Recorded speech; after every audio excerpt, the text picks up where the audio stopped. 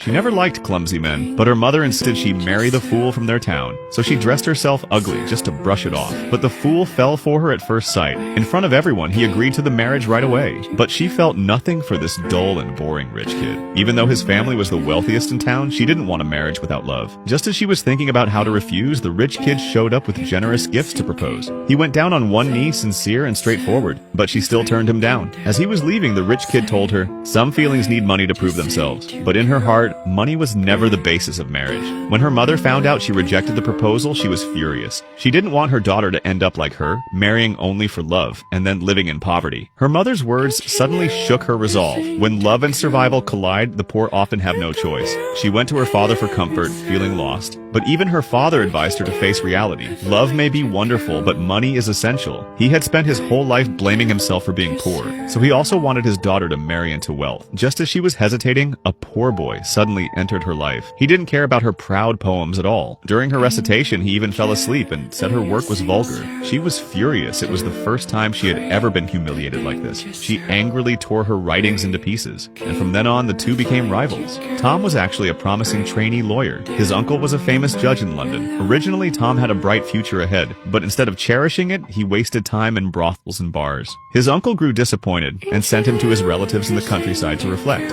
That evening, Jane attended the town's ball. The rich kid Charlie had been waiting for her. He awkwardly asked her to dance. She didn't want to, but agreed out of politeness. But Charlie was clumsy and kept stepping on her feet. Jane frowned in frustration. This scene was noticed by Tom upstairs. Seeing her embarrassed look, he couldn't help but smile. After stepping off the dance floor, Jane angrily complained to her friends. Tom suddenly appeared behind her. He asked Jane to dance, trying to ease the tension, but the two of them didn't behave on stage. Tom mocked Jane for being arrogant. Jane snapped back, calling Tom rude and impolite. One was proud, the other critical. Neither of them could stand the other.